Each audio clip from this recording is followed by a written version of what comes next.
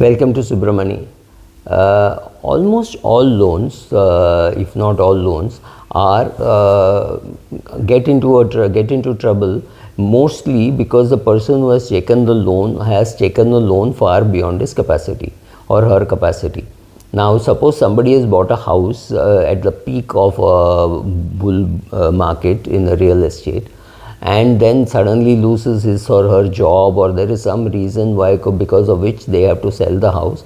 Let's say the gap is huge. Let's say the gap was, say, 20 lakhs is the difference. Then they have to do something to be able to repay that 20 lakhs. Now, if they are not people who are, if they are people earning, let's say, 20 lakhs, then it is not just 1 year's effort, right? It is a lot more, because you will pay tax, etc. So the next 3-4 years you will pay just for the loss that you made in buying and selling this house.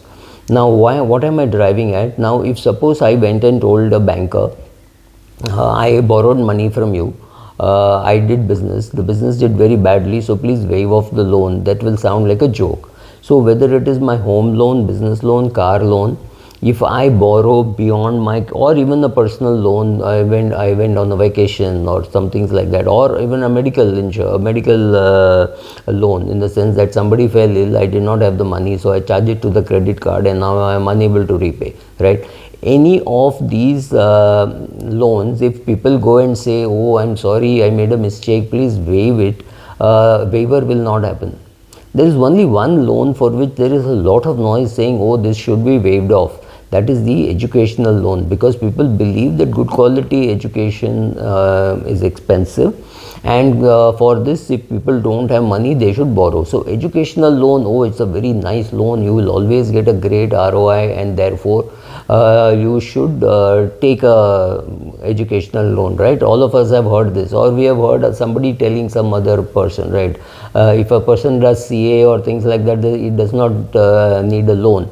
So largely, chartered accountants watching this this channel must be wondering what is he talking about. But normally people do take a loan for education, and many of them are unable to repay that in the US today, and they are blaming, saying, oh, there is a recession, so I am unable to repay. I have a very different take on this, because even a home loan, or whether it is an educational loan, you have to take according to your ability and the quality of institution that you go to. I remember one MBA college in Delhi where the owner promoter spotted a hairstyle which was more for a film star or a cricketer than for a person running an institution, and a student there who had done his MBA costing about 10 lakhs. Is 10 lakhs a high cost? We'll come to it later. But that CV came to me, and I said, look, I can't do anything. I had sent it to a cooperative bank, and that cooperative bank offered a salary. Hold your breath. This was a few years ago, now much prior to COVID, maybe 8-9 years ago, 10 years ago. That banker offered him a salary of 8,000 rupees per month. 1 lakh rupees gross per annum would have been 10% of the cost of his MBA, right? So should you borrow money to study?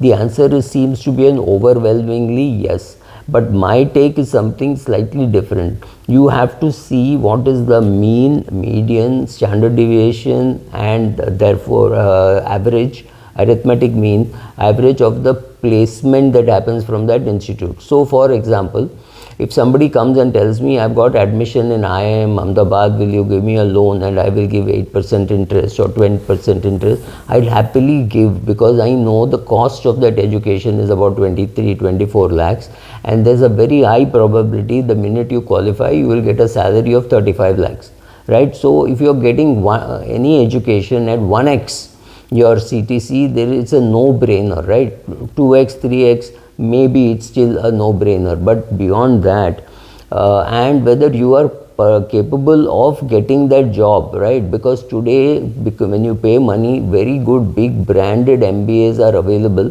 For example, I know friends who did the 1-year MBA from IIM, and they have not improved their prospects at all. The company in which they were working was not enamored, wow, this is what you have done. So find out the ROI, whether it is worth going to that institute at that price. Many institutes are not worth the price that you pay. Yes, an IIT and IIM are the exceptions. There it is worth. It does not mean that if you do an MBA costing 30 lakhs, you will get a 30 lakh job. No, that is not happening. You may end up getting a 3 lakh rupee job which you would have anyway got with the basic degree that you have. So be careful. I don't see why educational loans should be waived off. People should do a decent analysis and then borrow. Thank you.